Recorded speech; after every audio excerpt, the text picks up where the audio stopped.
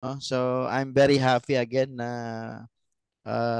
kumbaga nandito naman ho tayo for the I think pang tatlo na ba to? Pang tatlo, pang apat, pang tatlo na series of training natin ngayon.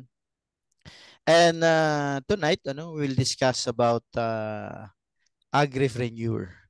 So to begin with let me share my screen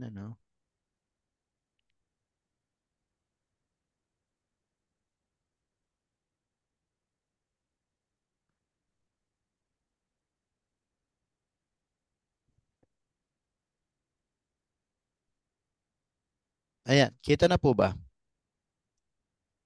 Ayan. Okay. So, thank you very much So, sabi nga ni Sir Titus kanina, our topic for tonight is all about agripreneurship So, the agricultural agripreneurship. Okay. Now, kung titignan ho natin our country is an agriculture industry. Okay? Sabi nga nila Philippines is an agriculture country. Pero sabi nga nila magagaling daw ang mga farmers natin dito sa Pilipinas, Pero feeling ko parang mas magaling yata yung mga nasa gobyerno natin eh. Kasi we are number one right now Number one in rice importation. Tingnan nyo ba, Si si si Yulo, 'di ba? Naka-double diamond, naka-double diamond, naka-double gold po siya, Eh tayo naman in terms of importation, talagang number one talaga ang Pilipinas. Okay? Now, titingnan ho natin agriculture industry So the Philippines is rich in unnatural resources. So dahil diyan, yung agriculture plays a significant role sa economic, sa cultural, and then sa business landscape ho natin. So yan yung agriculture industry ng Pilipinas. Now, kung titingnan ho natin, there are a lot of agriculture na nagte-trend right now, So, kagaya nga nung sinasabi kanina ng Sir Titos, they are from Quezon City, they are the urban gardeners, So, malamang baka ginagawa din ho nila ito. Vertical farming. So, vertical farming, enable farmers to produce food in a vertically stacked layers, thus producing fresh food at lower cost. So, ang iba kasi, kaya gumagawa sila ng vertical farming because of the limited na espasyo. Okay? Kumbaga, parang parang kung titingnan mo na nga lang ang Metro Manila, 'di ba? So medyo kulang na sa kumbaga yung land area dumadami pa ang tao. Ang ginagawa nila, nagano sila, nagpapadami sila vertically pataas, 'di ba? Hindi sa yung horizontally. Parang ganun. So sa farming naman, pag sinabi nating vertical, so we can maximize itong mga ho natin, mga area ho natin as long as wala siyang tatamaan pagka pumaitas na po yung ating mga garden, mga vertical garden. Okay? And then sunod ho niyan so there are a lot of apps right now na kumbaga pwede ho nating i-download So makita mo ikaw nga kahit nakaupo ka lang at kung gusto mong magtanong regarding dun sa ano ba yung natin kumbaga ano ba yung problema nito, ano ba yung sakit nito so may mga apps na pwede kang mapagtatanungan. Okay? So yan na po yung yan na po yung pupuntahan talaga nung agriculture natin. So mobile apps, links, buyers with farmers allowing the buyers to buy directly from farmers. Ito naman yung nauso kasi ito nung panahon ng pandemya, 'di ba? Na kumbaga hindi tayo masyadong makalabas. So there are mga apps din na lumabas na kumbaga parang pasabay ganyan. Okay, 'di ba? Or di kaya you are doing shopping online, parang mga ganyan. Hindi na lang siya dun sa kumbaga parang style ng mga online na siya na pwede na rin pati yung mga vegetables din ho natin. Okay? And then drones. So ito na po yung kalimitang pinakahihintay karamihan nung nasa rural areas, no? Kasi there are mga malalaking farms right now na they are using drones, So drones are used to monitor moisture level and crop production while saving the farmers time and allowing them to use fertilizer and soil enhancers more effectively. So, 'di ba ang binabanggit natin minsan, itong mga farmers ho natin is endangered na siya, 'di ba? So, kumbaga wala nang masyadong kumukuha ng mga agriculture courses, especially mga young generation natin. Itong kasalukuyang henerasyon ng mga agriculturists parang pawala na, 'di ba? So yun po yun. Mga farmers natin parang pawala na rin. So ini-encourage nga natin yung mga some of our young generation. Kumbaga na mag-ano rin sila, mag-venture din sila into agriculture. And hindi naman ho ibig sabihin na pag nasa agriculture ka yung kumbaga parang ang pagkakaalam kasi nung marami is mahirap na trabaho. Well, mahirap kung talagang pahirapan mo yung sarili mo. There are a lot of ways na madaling gawin ang pagsasaka. Isite ko na lang yung aking personal experience. Ang pagtatanim ng mais dati, especially kung mano-mano, napakahirap. Number one, yung pagtawag ng tao, yung pagtatanim, yung pag-aani. Pero ngayon, napakadali na, no? Kasi we have planter. Pagka land preparation, tractor. Isa lang naman kinakausap mo doon. Pag planting, may planter. Isa lang yung kakausapin mo doon.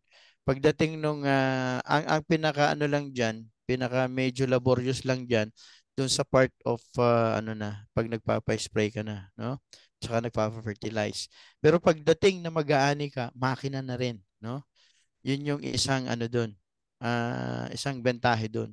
And then pag nagpapabilad ka, well, manual pa rin naman yan. Yan yung isang ano din, burden ng mga nagtatanim nung mais. But sometimes there are also buyer na kumbaga pumapatol bumibili din nung sariwa. Ibig sabihin, from the farm na naani mo na, pwede mo na siyang ibenta kagad.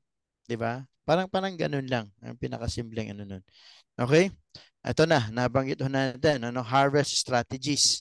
'Di ba dati manual lang ho tayo. Ngayon, gumagamit na tayo ng mga makina, mga harvester. So, easily for us, sa mga farmers na kumbaga mas mapabilis, yung turnaround kumbaga nung pagsasaka ho natin.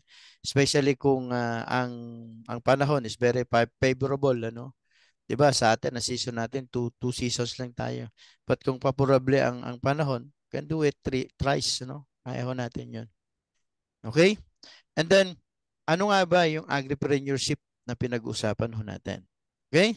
So agripreneurship is an entrepreneurial activity in the agriculture sector that result in a food producing business after started for profit. Now, agripreneurship is a wide range of agriculture business from the numerous farms in various provinces to the more modern SMEs growing their own produce and selling. So yan po yung mga sino-considered ho nating agripreneurship. Now, bakit kailangan natin ng agripreneurship? Why? No? So agripreneurship contribute to national income and direct employment. So 'di ba, pag ikaw meron ka ng malaking farm, although kung depende kung ano yung estado nung farm mo. If mechanized na yung farm mo, well, limited lang ang kailangan mong manpower. Pero kung nasa manual level ka pa rin, so ibig sabihin, you need a lot of manpower, no? So, yan po yung naikakontribute ng agripreneurship po natin, direct employment. And then second, can contribute to social and economic development. So, kung titingnan ho natin, iba tayo naman. Pag nagpuputos tayo ng marami, especially kung magaganda yung quality ho natin, so pwede ho tayo mag-export nung mga product ho natin. Okay? So, nakakatulong ho tayo dun sa sa economic development nung uh, nung sa Pilipinas. Okay? Now, agripreneurship ensures good nutrition and ensure food security. So tayo, kung nagtatanim ho tayo, especially kung nasa backyard ho tayo, so we can ensure yung mga good, kumbaga mga organically produced na mga vegetables ho natin. And of course, on our part, especially sa family ho natin, so nakaka-ensure ho tayo ng food security. Okay? Yan po yung advantage ng agripreneurship. Now, ang question dyan, paano ho natin i-start? How to start yung agribusiness? So, number one, you need to learn yung business.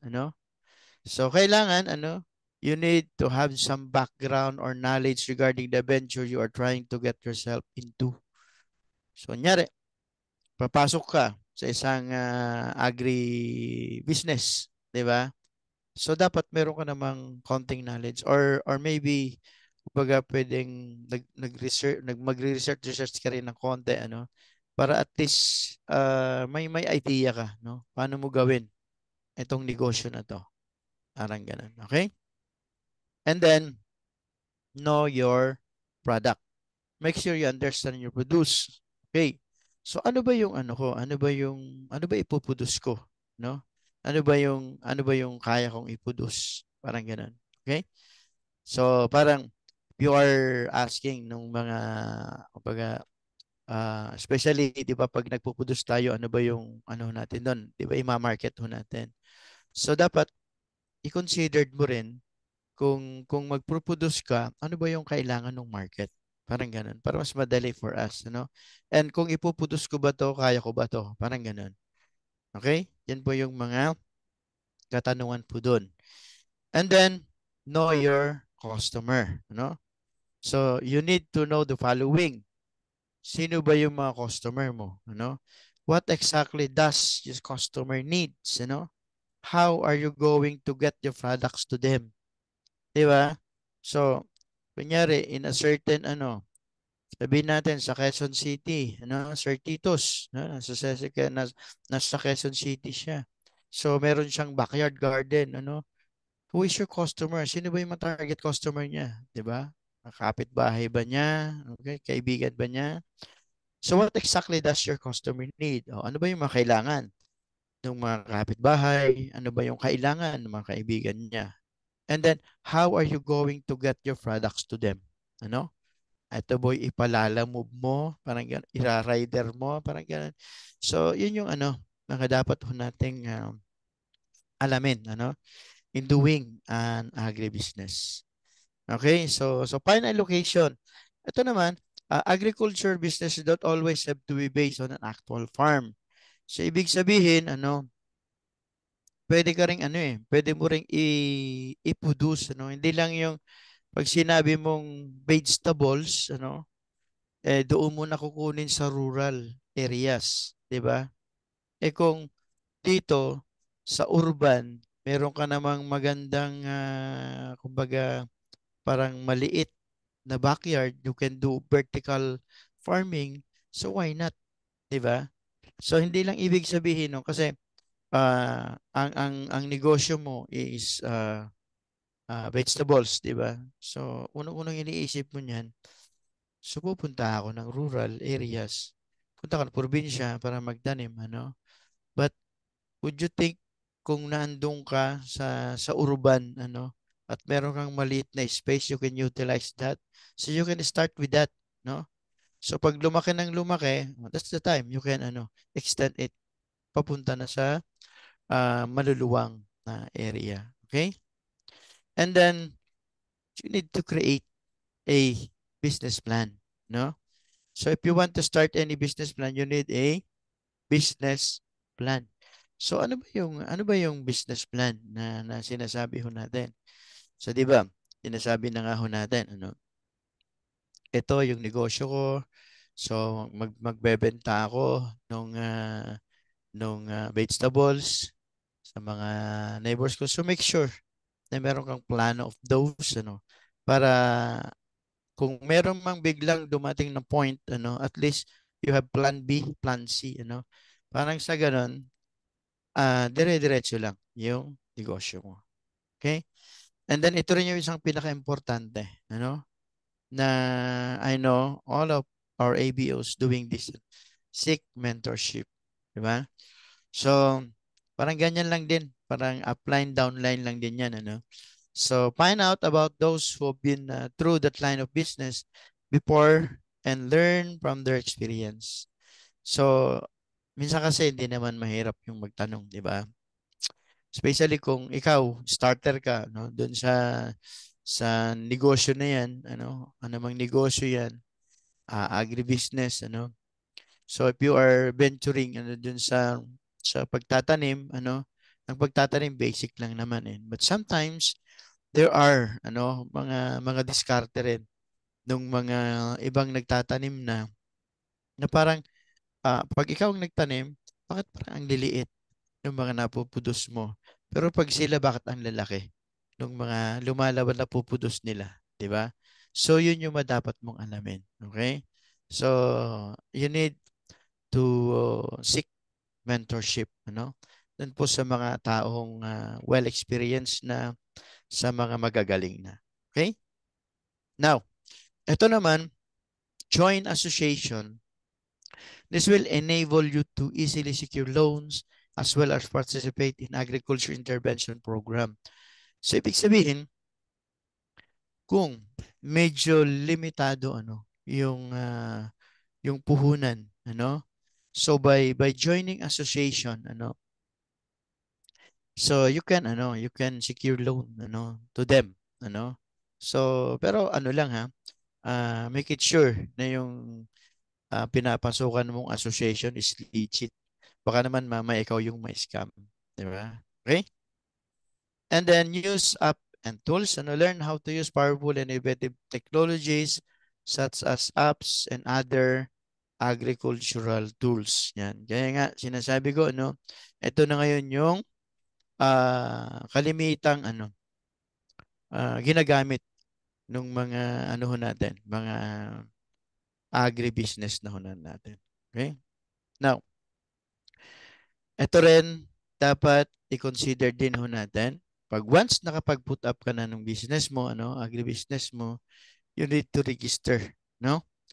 So starting an agribusiness may sound much easier now that it was before, but don't forget there are still laws governing every business venture. Yan. Para pag lumaki yung negosyo mo, no question at all kasi you start it right, para matatapos mo yan na tama, no?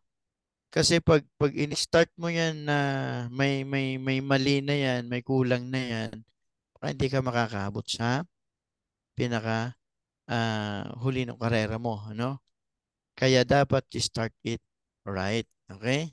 So kung may negosyo tayo, i-ano ho natin, i-registered na ho natin yan para smooth sailing, ang takbo ng business ho natin.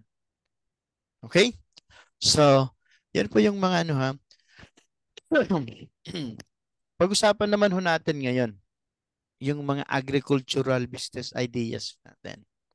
So, ano-ano ba yung mga yon?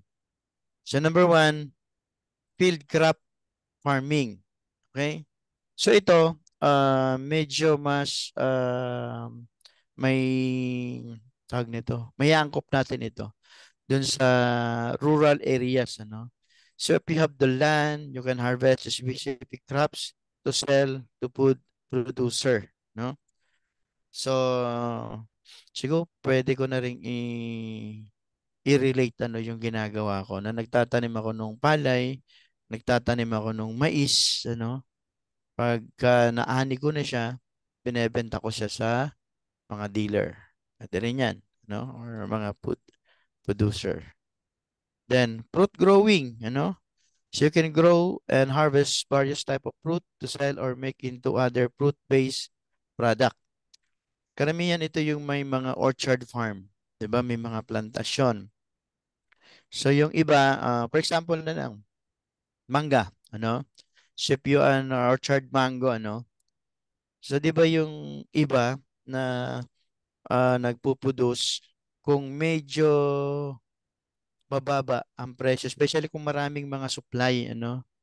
Yung iba sometimes is instead of selling na sariwa, ano, or yung from na napitas sa puno, ibebenta na kagad. Pero pag medyo mura ang presyo, ang ginagawa nila, kumbaga pinoprocess nila yung kanilang yung kanilang mangga para at least mas mataas yung presyo na kanilang maibebenta. Parang ganun. Okay? So, 'di ba may nakikita tayong mga mango pickles, mga ganyan, 'di ba? Or either yung iba naman, 'di ba yung mga maliliit na bunga pero matured na siya. Sometimes binibili ito ng murang halaga or mas cheaper ang price. So, ang ginagawa ng iba, ano na lang, um, binoprocess na lang nila para mas mahal pa rin ang bentahan nila. Okay? Sa kamatis, ano, 'di ba nakikita natin minsan sa social media pag sobrang dami ng kamatis ang ginagawa tinatapon, ano. So yan sana kung hindi ibenta na lang dun sa gumagawa ng ano ng tomato paste, 'di ba? Yan, tomato ketchup, 'di ba? Baka bibilin pa 'yan. Okay? Then herb growing, no? So you can grow herbs at your home or farm and sell it, no? So minsan pwede ring ano may mga tanim ka ng herbs, ano, na hindi lang yung kumbaga na napitas na or ano, kumbaga yung mismong buhay na herbs, you can do that also, no? Pwede mong ibenta sa mga kaibigan, sa mga ano, mga kapitbahay, di ba? And then market vending, you know? You can take the food that you grow or produce and sell it at local farmers market to earn an income. Okay? So ito naman yung may ano ka, pwede kang makakuha nung pwesto, ano, in a certain ano, pwedeng market, parang ganun, di ba? Pwedeng ito, if you have a lot of produce, pwedeng doon mo rin ibenta yung mga produce mo. Or meron yung tinatawag nating ano, kumbaga parang you are dealing with mga farmers na direct to farmers, ano. So kunin mo produce nila, tapos dito may ibenta, no? So that's one way also, no, market vending na tinatawag natin. And then nursery operation, ano? So meron din ho tayo nito. Ito naman, ang binebenta nito yung mga seedlings. Okay? So for example, kung yung mga ibang mga farmers, ano, na kumbaga ready na yung kanilang taniman, ano, and wala pa silang punla or wala pa silang seedlings, ano, so they can go to your place, ano. Bibili na sila yung buhay na halaman. Parang gagawin, itatanim na lang. Okay? So mainam na negosyo rin yan. Nursery operation. Potted plant sales. Ano, yung sa potted plants naman, ano, grow different types of plants and sell them in pots to gardeners or consumers looking for house plant. 'Di ba ito yung isang nauso dati nung pandemic time. Kasi nga maraming mga lumabas or naging plantita, no, because of that pandemic. And magandang pagkakitaan talaga ito. Okay? Then urban agriculture, no? So parang kanina, 'di ba, may vertical farming tayo, 'di ba? Then urban agriculture, ganito na halos same lang, ano? Okay? So kumbaga meron kang mga malilit na area, ano, na pwede mong maglagay ka nung taniman mo, ano, vertically. That's it, okay? And then vegetable farming. So sa vegetable farming naman, kung merong kung nasa urban areas tayo, no, may mga ano kasi, parang meron tayong isang ABO, ano, no need to mention the name, ano, nakwento niya sa akin na there are, baga parang client sila na ang ginagawa for the meantime, Meron kasi yung mga ano, yung mga bilyas na ginagawa. Yung pang residence talaga. Nang ginagawa for the meantime, habang wala pa yung construction yan, parang nababakod-bakuran lang, tapos nasasubdivide, ano, and open pa rin. Kumbaga, di pa sementado yung ano niya. So, parang may mga division lang siya. Pero lupa pa rin siya, ha? Raw at lupa pa rin. So, yung ginagawa nilang tinatamnan for now, bago nila ibenta, bago pa mabenta, makahanap nung ano, habang nakatiwangwang yan, yun yung kinocultivate nila. And they can raise, ano, or nakakapag-produce sila ng mga vegetables on that, ano, in that certain location. Okay?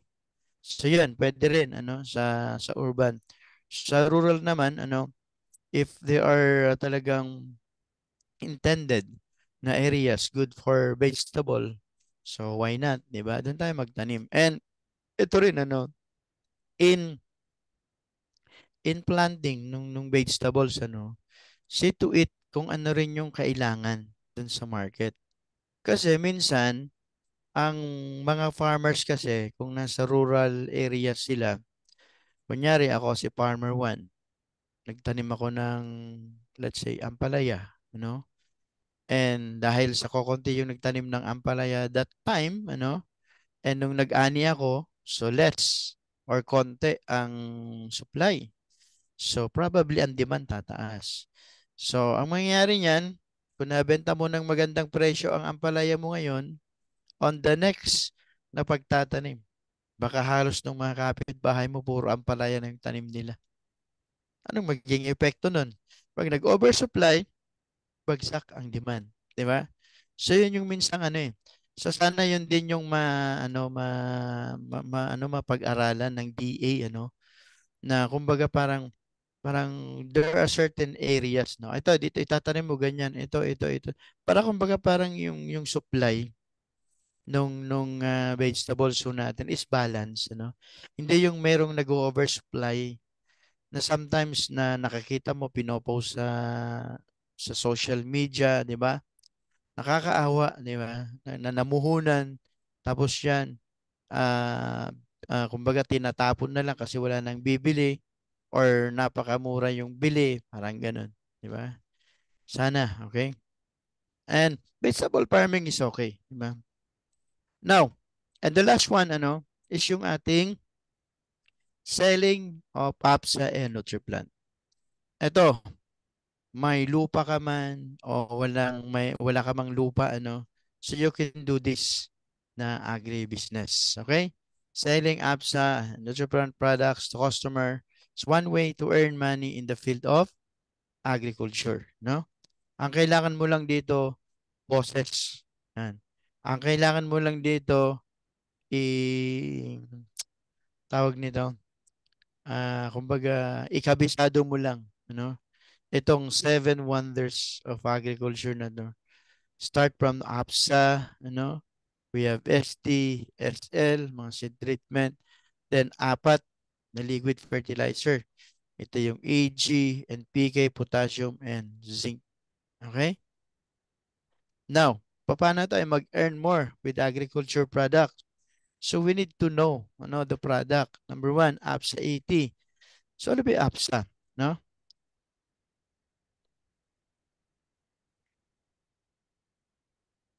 Excuse lang ha for a while.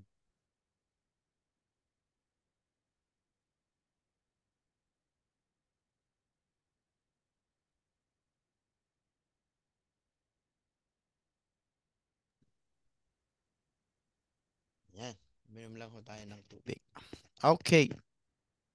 So ano ba yung APSA? No? So performance maximizer, ang function ho nito as an activator, spreader, ano? Pwede po yung i-mix ano, sa mga pesticides kagaya ng herbicide, insecticide, fungicide, and of course, foliar fertilizer. Okay? So nagagawa niyan, provides more uniform spray deposits on plant, improve coverage of liquid and foliar fertilizer, help improve soil texture and structure. Now, second one, na product ko natin, we have NutriPlant HD. So, paano ba natin ikakabisado ang SD? SD yan po ay seed treatment. Siya lang po yung kakaiba dun sa Seven Wonders kasi siya lang po yung bukod tanging solid, or it is in a powder form. Diba? So, XD is a nutritional supplement in powder form, contains po siya ng nutrients, So, yung nutrients na yan, shampoo yan. 9, 9 na nutrients essential for seed germination and root growth to improve overall nutrition of crop and plant resiliency. Ano pong mga nagagawa niyan? Okay? So pag sinabi ni farmer, anong advantage niyan pag nilagay ko yan sa buto? Number one, better crop stand. Pangalawa, promote faster seed germination. Pangatlo, improve uptake of nutrient through the root system. And pang-apat, improve crop yield and quality. Okay? So, ganun lang ho kasimple ang ano ho natin, ang introduction or kumbaga pag ano ho natin, pag-endorse ho natin dito sa mga SD ho natin. Di na ho natin kailangang mag-overclaim, Kasi sometimes, ang mga farmers, nararamdaman na rin ho nila pagka may halong bola na yung sinasabi ho natin sa kanila. Instead na bumili ho tayo, baka ma-disappoint pa siya. Okay? Now, third na product ko natin, NutriPlant SL. So, nutritional supplement in liquid form which contains nutrient essential for seed germination and root growth. So, di ba yung HD, 9, yung essential nutrient niya. Itong SL naman, 8. Okay? 8 na essential nutrient. Ano naman ang nagagawa ni SL? Number 1, promote quicker germination. So, fourth, larger root system. Improve uptake of nutrient through the root system, then improve crop yield and quality. Okay? So, halos same lang sila. Ano nagagawa nung SL, But, ang pagkakaiba lang kasi nila, itong SL, mas mainam itong ginagamit pag mga binababad na buto. Okay? Isang example niyan is yung SL. Okay. And then we have also yung mga liquid fertilizer ho natin dyan. So we have NutriPlant AG. So yung AG natin is a liquid concentrate developed using a unique and proprietary multi-stage process to improve nutrient uptake, translocation, and initiator effect. So yung AG naman ho natin, kung susumahin ho natin yung kanyang nutrient, meron po siyang 11 nutrient. Okay? So 11 nutrient. Ibig sabihin ho nun, meron siyang macronutrient. So, tatlo yon macro. And then, 8 na secondary and micronutrient. Kaya, kung susumahin mo, 11. Okay? And aside from that, ano pa yung nagagawa ng ating AG? So, it reduce negative effect of abiotic stress, gaya ng heat, freezing, and drought. And then, reduce the effect of free radicals for better shelf life. Then improve uptake of nutrient through the root system, then improve crop yield and quality. So yan po yung nagagawa ng ating NutriPlant AG. Okay. Down. Doon po sa ating panglima, na NutriPlant, which is NutriPlant NPK. So yung NPK ho natin, it is a foliar fertilizer also, Yan nga lang, ang maganda rito, it is a readily available na magsusupply ng nitrogen, phosphorus, at saka potassium. So, pwede po siyang pang-maintenance or pang-correct ng deficiencies. Okay?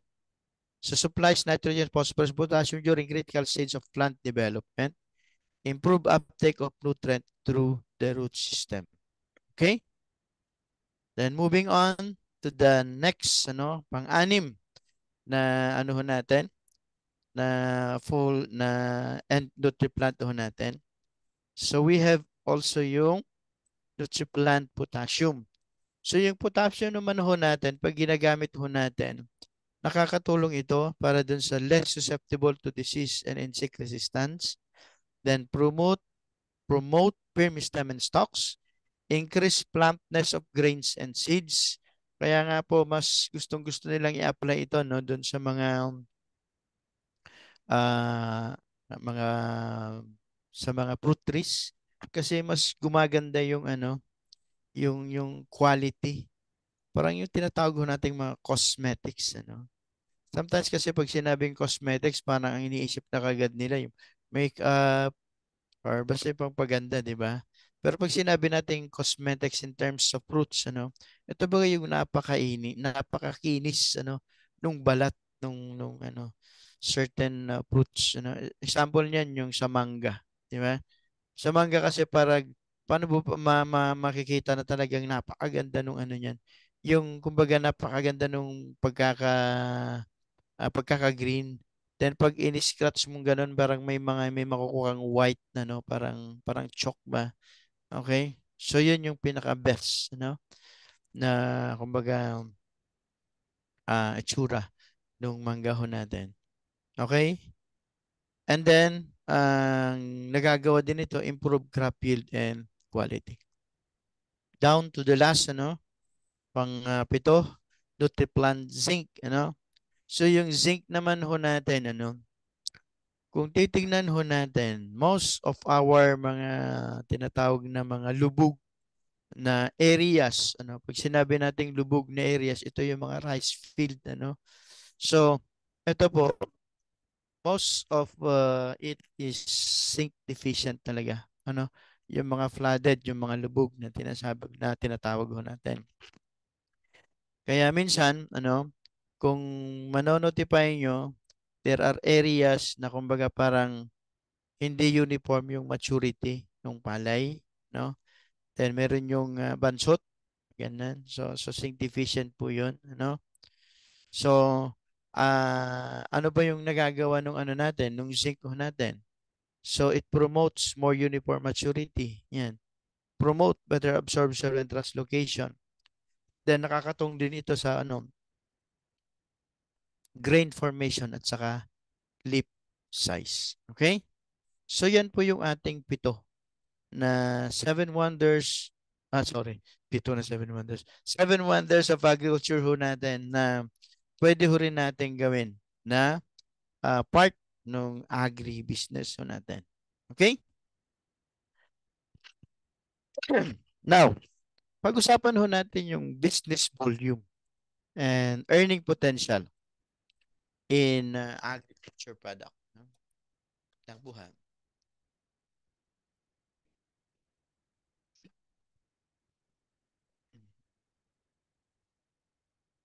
Unahin ho muna natin to, ano?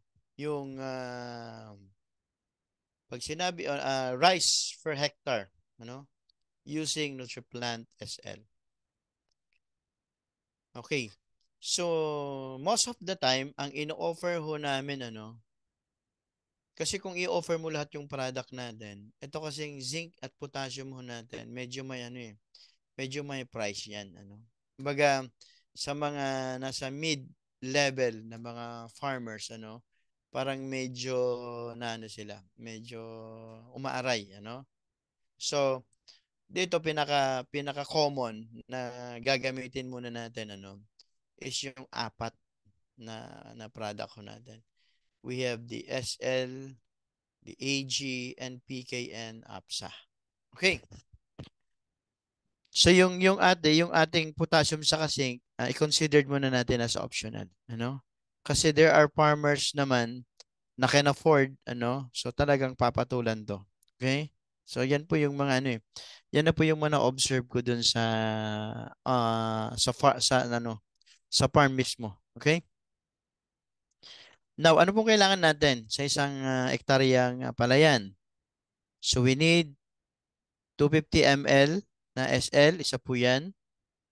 Then we need 2 liter na AG, no? We need 1 liter ng NPK and then 1 liter na APSA 80. So ito na po yung ano natin ha. Ito po yung ABO price ha. Kinuha po ito yung sa pinakabagong presyo ho natin. Di ba may price increase ho tayo. Kinuha ko na rin po yun. So at DP price, ano, so yung SL ho natin, ang presyo po niyan, 751.50 centavos. And then yung AG liter natin, ano, is nasa 1.3 ito. Kaya dalawa ito dalawa to. So 2.601, ano? And then isang litrong NPK, so 1.476. Then 1 liter na APSA is 900. So ang total ho niyan kung ABO price nasa 5,728 and 28 pesos and 50 centavos. Now, puntahan naman natin yung PB niyan, no?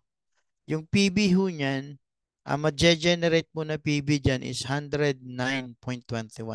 Okay? Yung business volume naman, ano? Yung business volume. So, 5,632. Ano ang ano mo diyan, okay?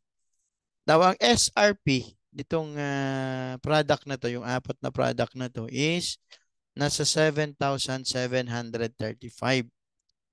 Kaya kung ikaw na ABO, ano, is mabebenta mo itong set na to, ano, at SRP, so ibig sabihin, meron kang retail income na 2,006 pesos and 50 centavos.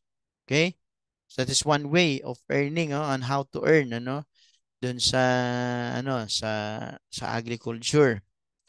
Now, most of our ABO ang tina-target ho nila is yung makahit ka nung 10,000 PB, no? Kasi pag naka 10,000 PB ka, so ito yung tinatawag nilang silver producer. Tama? Kung titignan ho natin para ma-attain mo yung 10,000 PB na yan, so kung i-divide ho natin yan dun sa 109 na PB sa isang set na to, so you need to look for 91.5 hectare na palayan, nagagamit yan. Okay? Take note ha, 91 hectare. Yun yung hanapin mo. Okay? Now, doon ho tayo, kung isasali ho natin itong potassium at saka zinc, so ang 1 liter ng potassium kasi natin nasa 1,899. Same with zinc, 1,899. Assuming na nabenta mo yan, yung isang set na yan. So, ang total kasi niyan, nasa 9,526 supposed to be sa isang hektarya. Ang ma-generate mo na PB rito is 182.85. So, kung ang tinatarget mo is yung 10,000 PB pa rin, meaning, liliit na yung hectarage na hanapin mo. You need na to look for 54.6 hectares, Pag ganitong set ang nabebenta mo, the whole set, ibig sabihin 54 or let's say 55 hectares na lang ang hahanapin mo.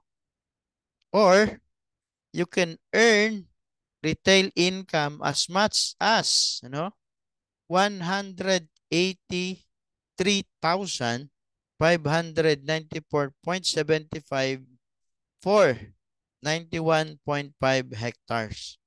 Ibig sabihin, tinarget mo 10,000 PB, Naghanap ka 91 hectare. Nabenta mo lang, nabenta mo sa SRP lahat, considering lahat.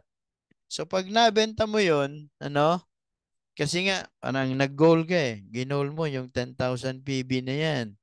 Ang nangyari, nabenta mo, sinwerte ka, nabenta mo, retail income, lahat. So ito yung additional, yung retail income mo. 183,594.75 centavos. Or, mas maswerte ka, Kasi nakabenta ka pa nung potassium sa zinc, So, ang ginawa mo, nag-goal ka ng 10,000, ang ginawa mo, binenta mo yung the whole set, So, dun sa 54.6 hectare na yan, sinwerte ka. Nabenta mo at SRP ulit, So, ibig sabihin nun, pwede kang kumita ng 182,309 pesos and 40 centavos. So yun po yung mga possible income na pwede mong kitain sa agriculture. Okay? So yan po yung ABO price, ano? 'Di ba meron tayong AES price? Okay? Ito naman po yung AES. So yung SLAG and PK at saka APSA, so mas tumas ito ng 10% eh.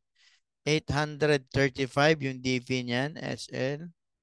Yung AG, 2,890. 2 litro kasi yan. NPK, 1,640. And yung APSA is 1,000. Okay? So, ang total mo niyan, 6,365. Si, si AES, ano, ah, I think hindi niya tayo pwedeng gawin to eh. Hindi siya pwedeng mag-retail eh. Kasi ang AES, ano lang yan eh. Okay? So, pagka nakabili pa si AES, ano, nung potassium saka zinc, ano, so, at AES price, 10,585 lang. Instead of, ano, kung hindi ka kasi, kung non-member ka kasi at all, ang magiging presyo nito, 12,865. So, kung AES ka, so meron kang possible na tawag nito, discount na 2,280. Kasi nga, for ES account, wala namang PB, walang BB. Ang nangyayari niyan, si sponsor ni AES, doon po napupunta yung, doon po napupunta yung tinatawag ho nating PB at saka BB. Kaya kung babalik ho tayo rito, ano, dito sa ABO price, kung ikaw si ABO, ano po yung pwede mo bang makatulong dito, ano? Na kumbaga parang ma-hit mo ito na hindi ka na makakahanap ng 91.5 hectares pero gusto mo pa rin makuha ito, no? Maghanap ka 91 na AES, di ba? Sa pool po yan, no? Baka sobra pa yan, di ba? 91 AES na may tag 1,000 ay tag 1 hectare sa pool, di ba? Ay yung mga AES natin minsan hindi lang naman 1 hectare ang kanilang sa kanilang sinasaka, 'di ba? 'Yun yung advantage. There are a lot of ways how to earn, no? There are a lot of ways sa agriculture na pwede nating ma-attain, mag-goal. Yung tinatawag ho natin yan na maging silver producer na tinatawag ho natin. Okay? And isali mo pa dyan yung mga tawag nito, programa ng sales ho natin, di ba? May mga BFI, BBI, mga sinasabi nila. So, pwedeng ano doon, pwede you can use that na para mas madali na makuha mo by way of selling nitong agri products ho natin. Okay? So, yan po yung sa palay, no? How about naman sa mais, ano? Take note, we're only talking yung dalawang prime commodity itong rice and corn. Di pa natin pinag-usapan yung vegetables, ano? Saan ba maluwang ang vegetables? Mountain province, ano? Mga ano ho natin diyan, mga cool crops, ano? Sa mga ibang lugar, marami rin, 'di ba? Yung mga lowland crops, yung pangpakbet na mga gulay ho natin, 'di ba? Marami. Di pa natin sinasali diyan yung mga plantasyon, 'di ba? So yun yung ano do. And take note if we're talking rice and corn, ilang season ang pagtatanim? Dalawang season, pinakaano yan, pinakamababa, dalawang season. Meron pa nga silang, may iba pa nga nagtatatlong season, di ba? Kaya kung titingnan mo based dun sa tinitingnan kong sales ng agriculture ho natin, supposed to be, ang malalaking benta niyan pag during ng season.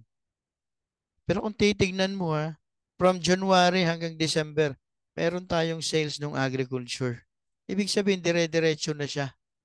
Kasi, yung product natin, hindi naman lang yan ginagamit isa, dalawang beses lang yan eh. Hindi naman eh. from the start na magtatanim, example na lang, example ha, start tayo ng planting, May.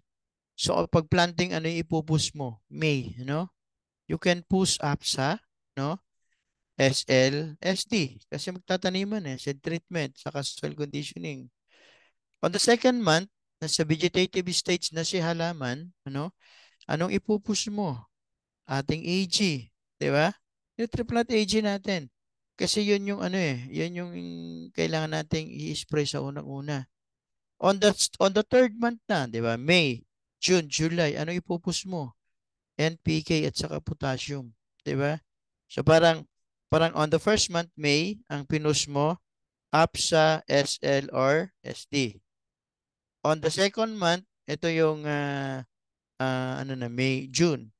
Ang ipupus mo dyan, AG, zinc, di ba? On the third month, July, NPK at saka potassium. So, ibig sabihin, ang ano mo lang doon, parang ang pinaka-standby mo lang, doon sa isang season, parang isang buwan lang. Di ba? So on that 1 month, you can do that sa Nutrilite or na mga bang product para dire-diretso lang yung business mo. Okay, moving on. Doon naman ho tayo sa mais.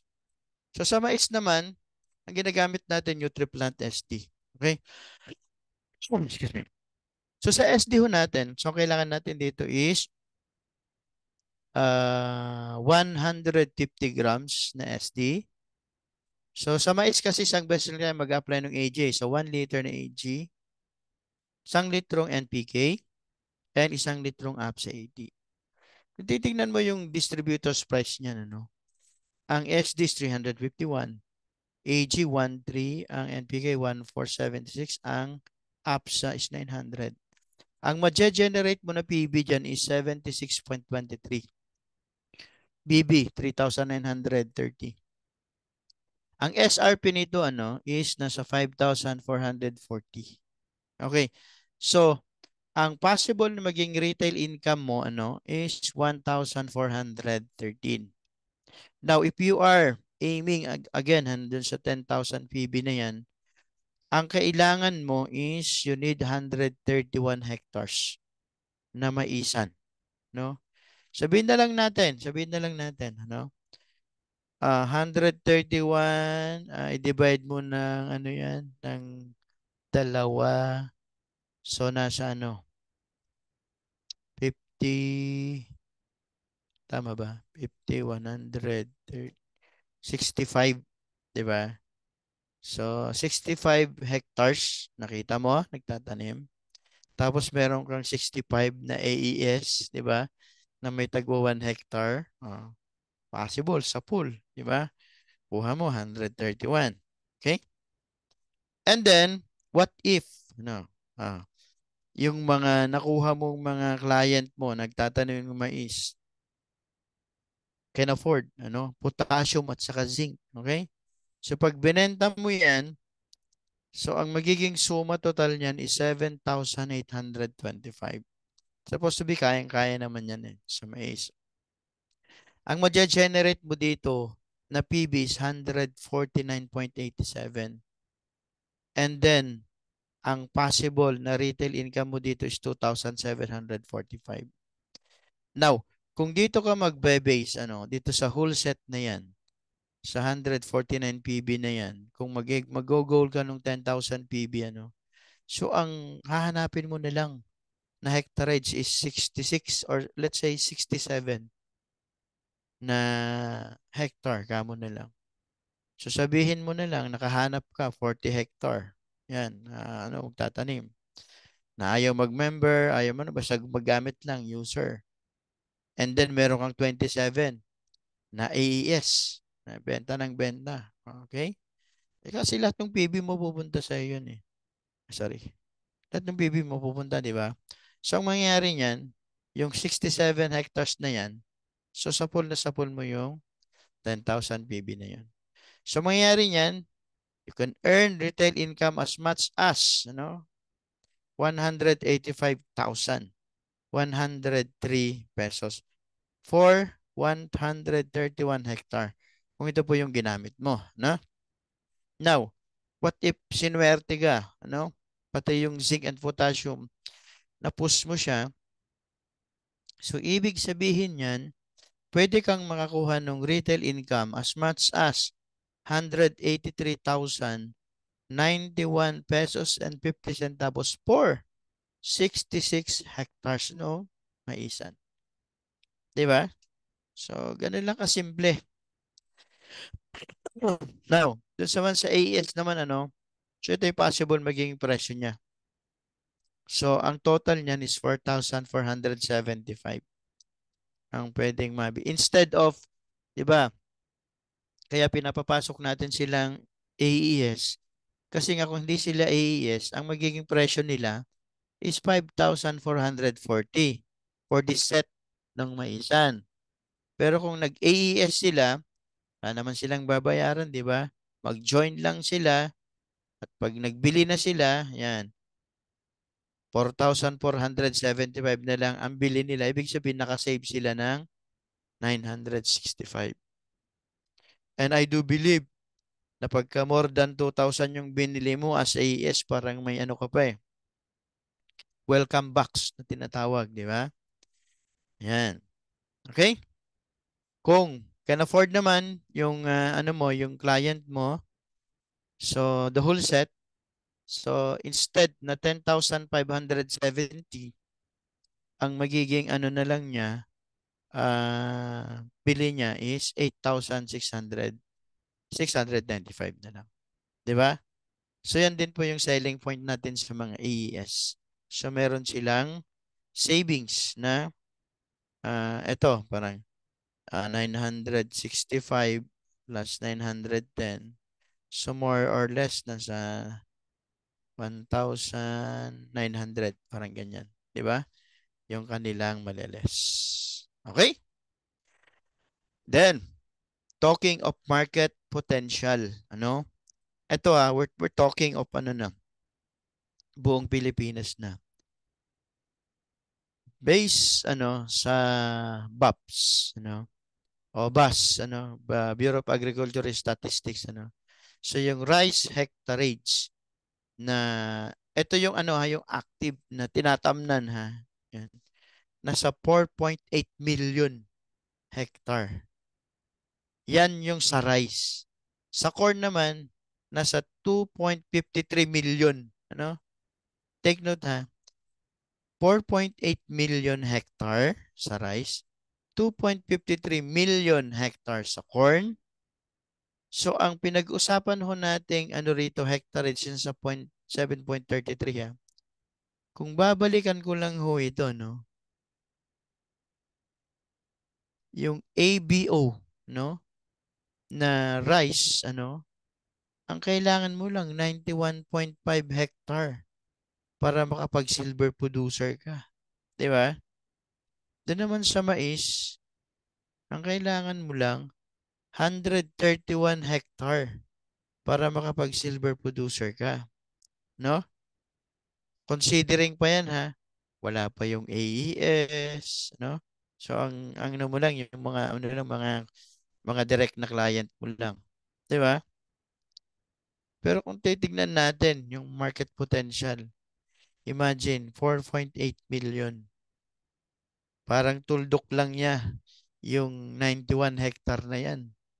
'Di ba? Doon sa rice hectarage. Sa corn naman 2.53.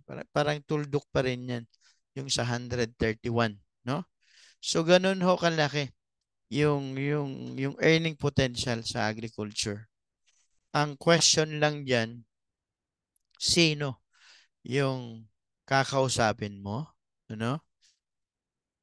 Saan ka magi-start, 'di ba?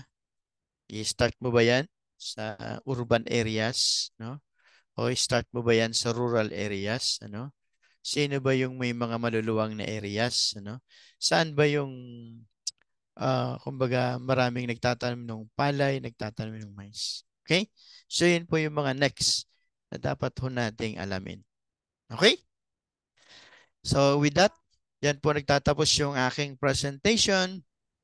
And if you have question, please feel free to ask.